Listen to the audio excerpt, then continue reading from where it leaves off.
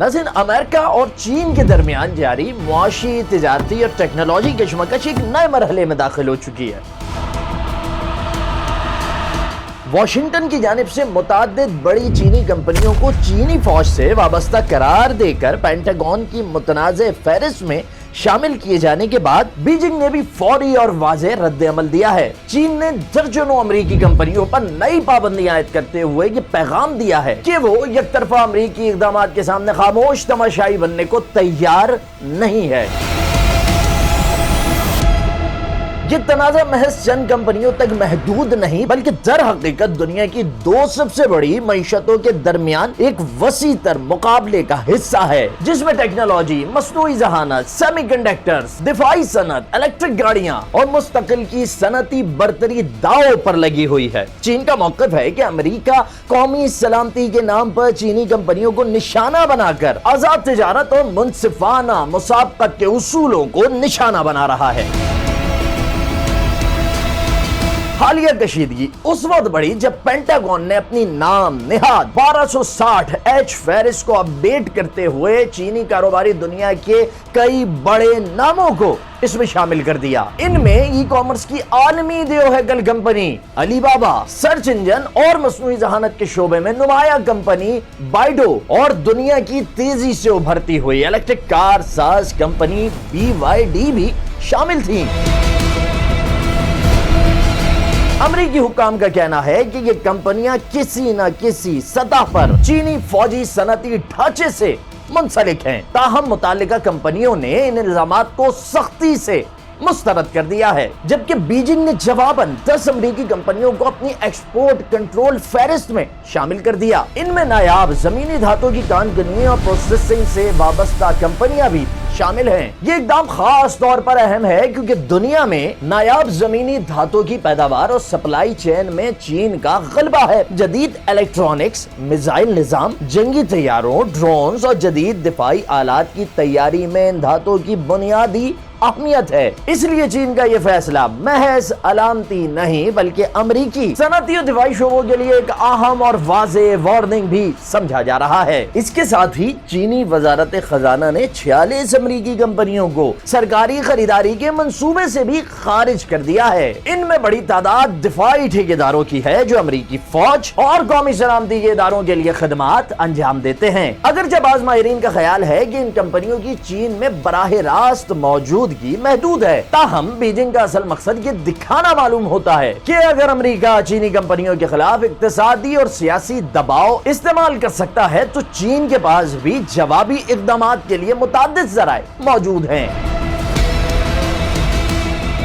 चीन की नजर में असल मसला यह है कि वाशिंगटन मुसलसल कौमी सलामती के तस्वुर को वसी करते हुए तकरीबन हर जदीद चीनी टेक्नोलॉजी कंपनी को शक की निगाह से देख रहा है। चंद साल पहले तक अमेरिकी पाबंदियों का मरकज ज्यादातर टेलीकम्युनिकेशन कंपनियों तक महदूद था, लेकिन अब ये दायरा मसनूई ज़हानत, रोबोटिक्स, बायोटेक्नोलॉजी, इलेक्ट्रिक गाड़ियों, मेमोरी चिप्स और यहाँ तक के सार्फिन के रोजमर्रा मसनूआत बनाने वाली कंपनियों तक फैल चुका है।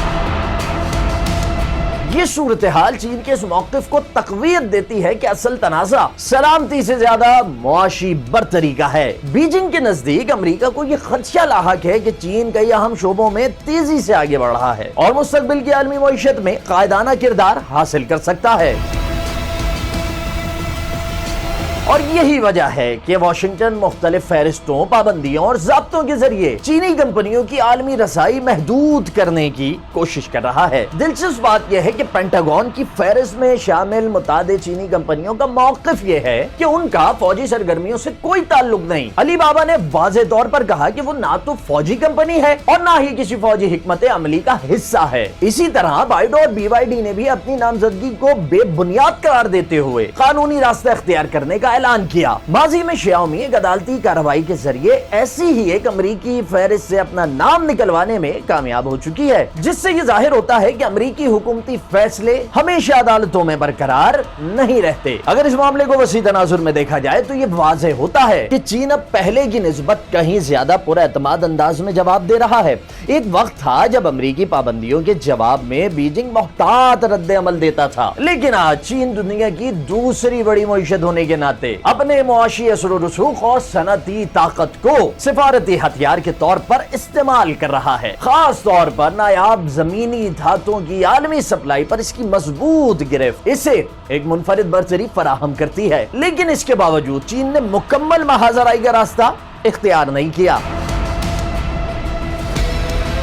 बीजिंग के इक़दामात से जाहिर होता है कि वो एक तरफ अमेरिकी दबाव का जवाब देना चाहता है, जबकि दूसरी जानिब मजबूरी दो तरफा ताल्लुकात को मुकम्मल तौर पर तबाह होने से बचाना भी चाहता है। यही वजह है कि इसकी जवाबी इक़दामात निस्बतन महदूद और टारगेटेड नौइयत के हैं, ताकि पैगाम भी पहुंच जाए और ताल्लुकात नाकाबिले वापसी बहरान में भी ना बदलें। हकीकत यह है कि अमेरिका और चीन के दरमियान मौजूदा मुकाबला सिर्फ तिजारती जंग नहीं है, बल्कि 21वीं सदी की तकनीकी और मुआशी क़यादत की जंग बन चुका है।